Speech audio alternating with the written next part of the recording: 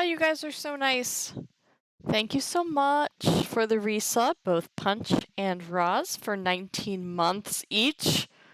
That's a long time. That's a year and 7 months. That's a really long time, guys. I appreciate it. And I hope you're all having a good day. We're just going to do a smidge of Latin to finish up part 2 this time. Because I will not be streaming on Sunday, as Punch, Max, and I will be doing a charity stream, 24 hours, starting Friday at 6 p.m. East Central. We're Central. 6 p.m. Central on the Punching. And we'll be raising money for the Puppy Jake Foundation, which trains puppies as service dogs for veterans in need. So, it should be a lot of fun. Please hang out at any point in that 24 hours. Donations are very much appreciated, but of course, just having you guys hang out and spread the word is the most important thing. So, let's get started. Last time we did numbers. Numbers are numbers. They're really good. You should know them, I guess. Ironically, they're not really that useful. In the terms of grand scheme, how often you use words, numbers are not super common, actually. Yeah. You are a nerd, Roz. And fortunately, given Latin's relationship to European languages, a lot of the numbers we already kind of know, either through the months or other words that are derived from numbers. So they're not too hard. Last time we also studied different constructions with numbers. So if you want to say one, let me find a, like, if you wanted to say 5 of them did this, you would use X plus the ablative. But if you want to say thousands of them, you would use the genitive. Again, when you're viewing it, reading the Latin into English, neither of them are difficult. You pretty much just translate literally and it makes enough sense. The trick is, if you're going from English to Latin, remembering that most numbers will take the ablative of the whole instead of the genitive of the whole. 0, though, is a number that does not exist in Latin. So, unfortunately, your favorite number there, 0, isn't going to appear in this lesson. We are going to be, it looks like, we're going to look at ordinals briefly. Actually, not even look at them. Note 333 is just learn the first 20 ordinal numbers. It doesn't even list them here for us. So, primus, secundus, tertius, quartus, quintus, sextus, septimus, octavus, novus, decimus. That's fine, just learn them. You'll be fine. There's also something that he talks about called the distributive numerals. These are pretty rare. These we will not see a lot, but maybe we do in Caesar, which is what he's training us for. Silly Romans, that's why their civilization failed. There was no way for their programs to signal successful termination, which has always been done with 0. That's probably it. They couldn't just say stop.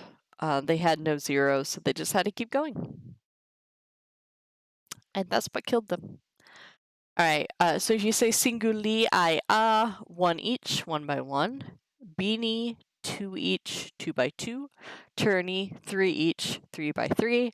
So you'll see the relation singulus, singuli, looks like singular. Beanie related to the word beast, which means twice, which I'm more familiar with, I've seen more often. Tourney related to trace or tertius, 3 each. What's 3 times? Because beast is twice. Thrice is...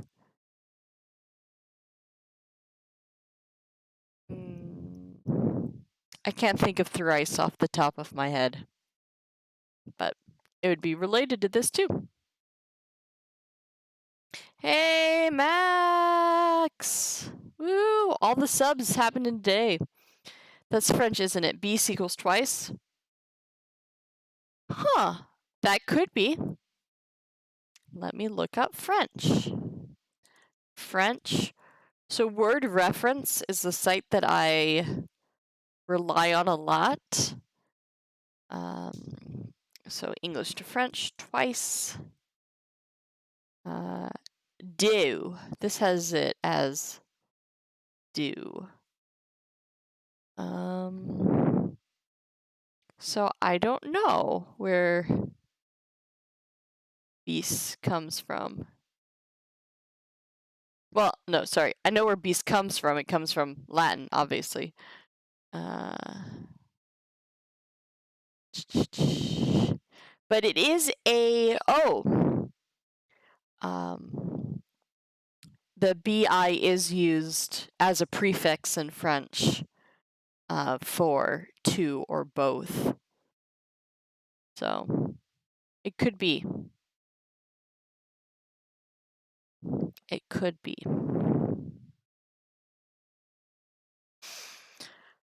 All right. So what else have we learned? Besides its use as object, the accusative is used to express space relations, not covered by the ablative. So ablative gives us location, if you're in something, or by something.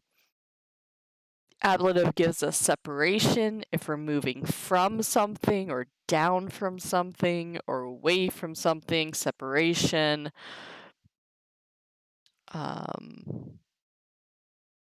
And also ablative within which, in terms of time, all those kinds of things. But if we're going through something or towards something, then we use the accusative. So we've had expressions such as per plurimus annos, for very many years, accusative duration of time. How long did that last for? It lasted for very many years. So that expression is the accusative in Latin, or per totum diem, for the whole day. It lasted the whole day, per totum diem. So that is the extent of time. But you can also do that for space. If we're going per decum pedes for 10 feet, that's how long you're going for something. Accusative duration of space and time. Okay. And usually for that, you do not need a preposition when you're doing accusative duration of time. So, for example, the wir totem diem concurrit, the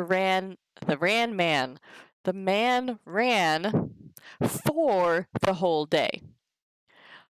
Just in the accusative, there's no preposition for the word for in Latin. Caesar mortem decum pedis moet. Caesar moved the wall 10 feet.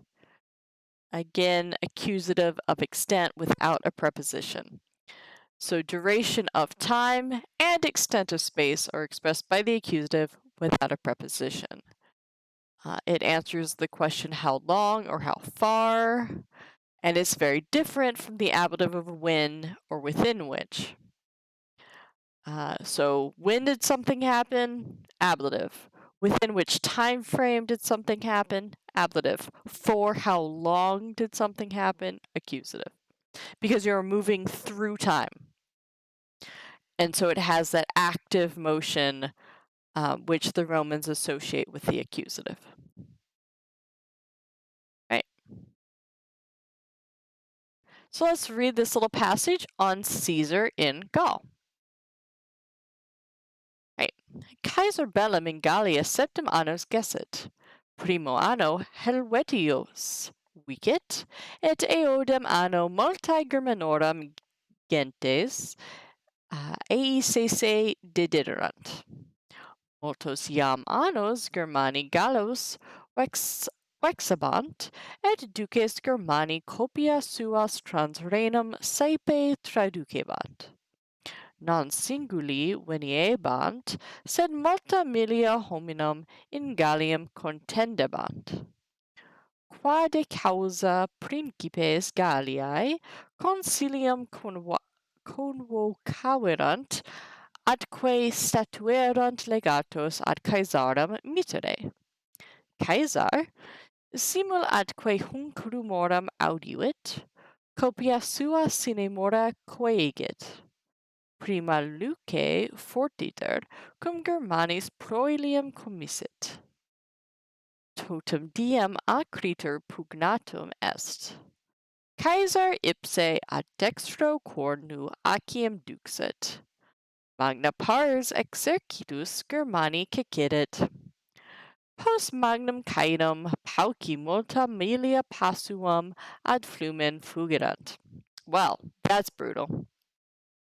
So, Caesar waged war, gesset bellum, in Gaul for 7 years, septem annos, accusative duration of time.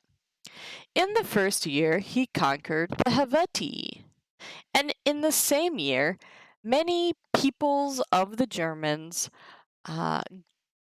handed themselves over to him. Surrendered. For many years, multos annos, already, the Germans were translate as if pluperfect. All right. The Germans had been attacking the Gauls. I'm going to just double check what they want me to say there.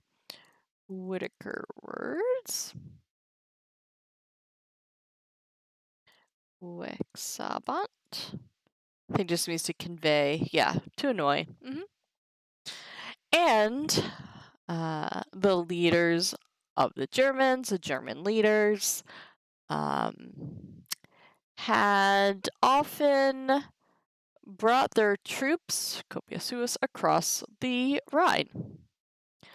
Not one at a time were they coming, but many thousands of men were contendebat, were heading into Gaul, stretching into Gaul. Seems like a weird verb, so let's get a better definition. Contendebant.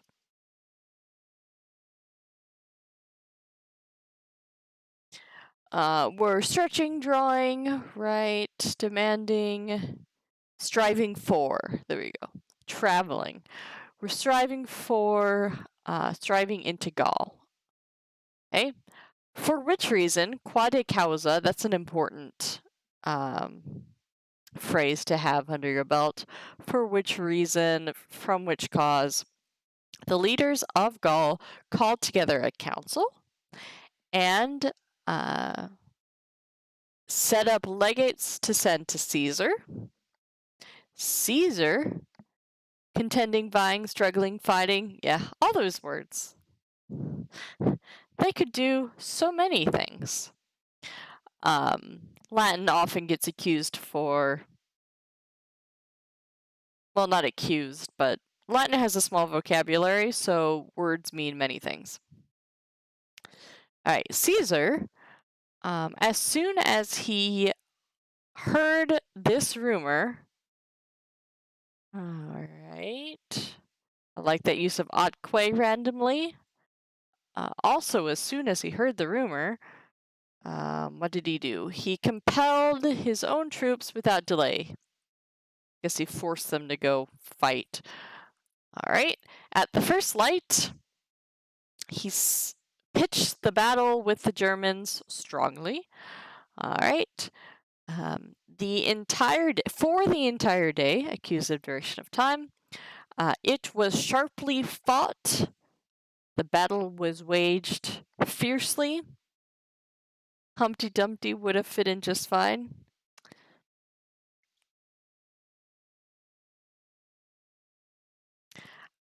I know what you're referencing, but I don't remember what I said. So now I'm not sure. All right. Caesar himself led his battle line from the right flank, and a great part of the German army fell. And after the great slaughter, few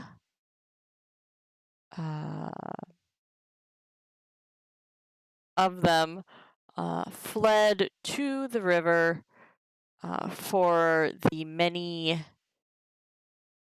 Few of them fled the many thousands of steps. Accusative of extent. Again, when I use a word, it means what I choose it to mean, neither more nor less. Oh, is that part of the Humpty Dumpty? When he makes a word do overtime like that, he always pays it extra.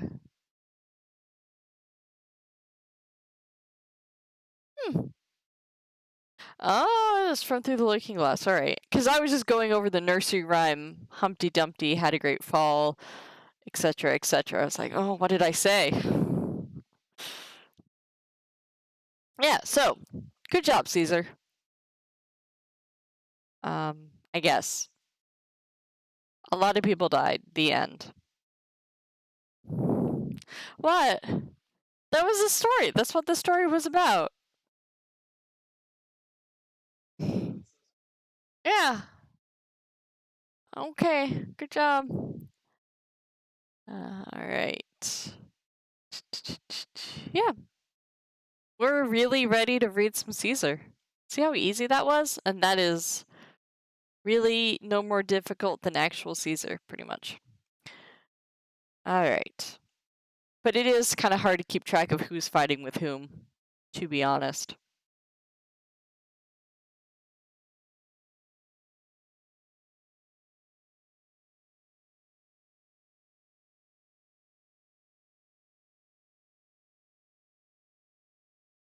I guess he's fighting the Germans in Gaul.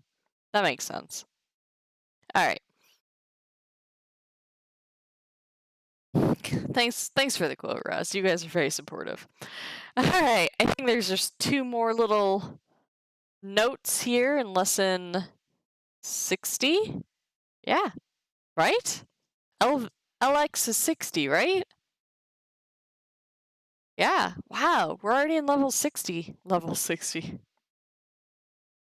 There's only like 70 something left. 70 something total, so that's really good. All right, so we're going to learn something called deponent verbs. You already know the forms for deponent verbs. But what the deponent verbs are is they look passive, but you translate them active and you treat them just like active verbs. So they take objects, blah, blah, blah, blah. It probably has to do with something called the middle voice, because in Latin we only have active and passive. So the subject is doing something to an object, or the subject is having something done to it by someone else. Greek has something called a middle voice, where the subject is both acting but also kind of benefiting from it. And so that's probably kind of where deponents fall into this thing. But don't think too much about it. Just some verbs look passive, but get used just like actives. In German, Deponent means landfill. Weird. German's weird. German's kind of a weird mix of kind of related to Latin, but not really. Interesting. But I guess, I mean, if I were to put that in relation to Latin, I would have something having to do with de and poner, so to put something down. But I don't know where etymologically it comes from in German. So anyway, yeah, to lay aside, deponere, which I actually didn't realize that deponent verbs came from that word. So good job, Benjamin. Right, a number of verbs are passive form but active in meaning. Hortor, I encourage. Verior, I fear. Because they have laid aside the active forms. Oh, that's why they're. I honestly never knew. That's why they were called deponent verbs. That is totally new for me. Huh. Cool. Yeah. Interesting.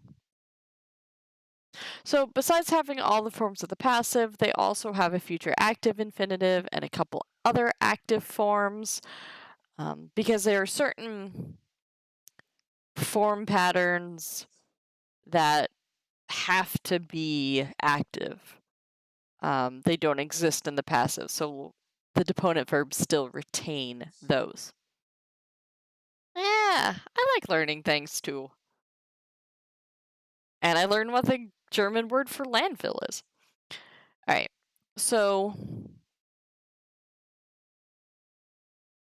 the principal parts look a little bit different because you only have the passive forms. So the first is the present active or present passive. The second is the present passive infinitive, and the third is the perfect passive. So encourage, hortor, hortari, hortata sum. Fear, verior, veriri, veritasum. Follow, secuor, secui, secutisum.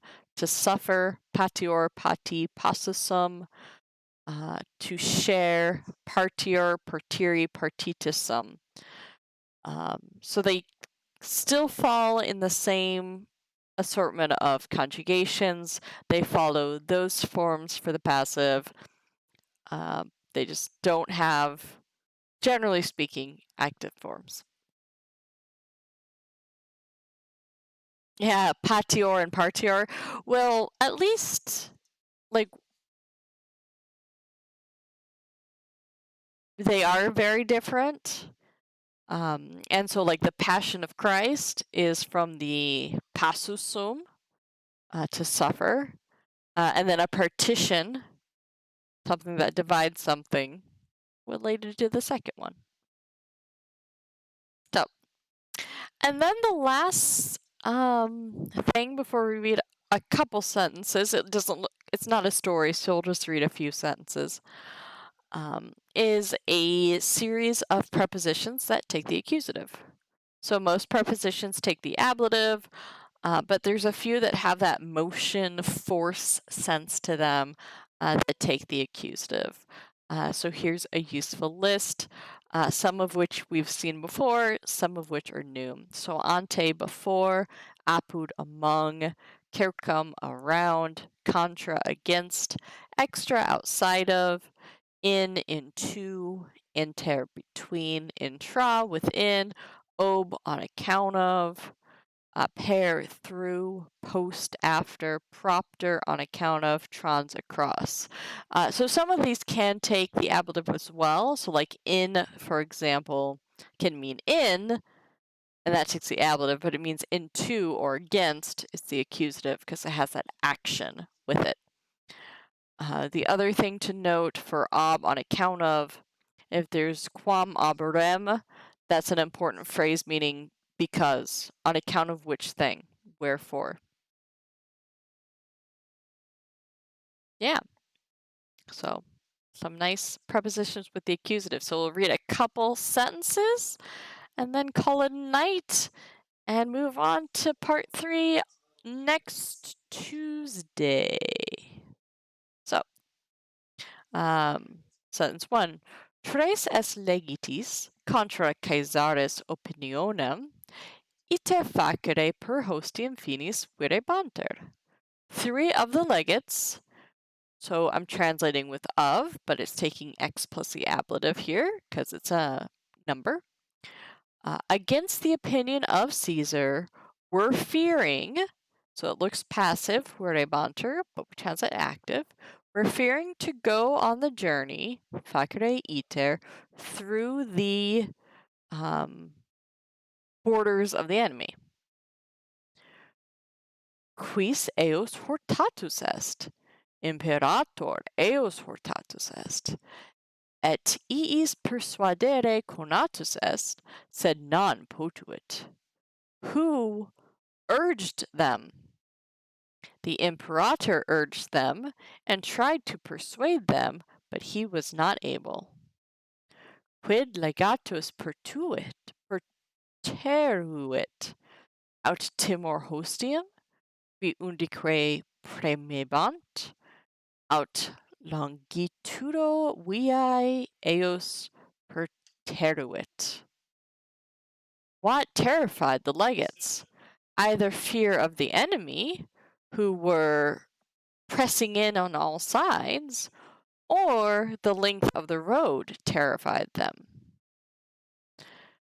Tamen omnes fere Caesarem multo magis quam hostis veriti sunt. Nevertheless, all of them feared Caesar much more than the enemy. Fere. How is fere being used here?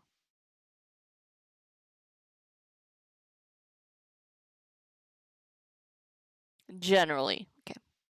Generally speaking, they all feared Caesar more than the enemy.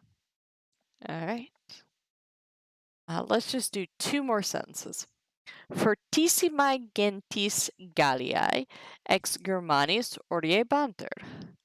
The strongest peoples of Gaul were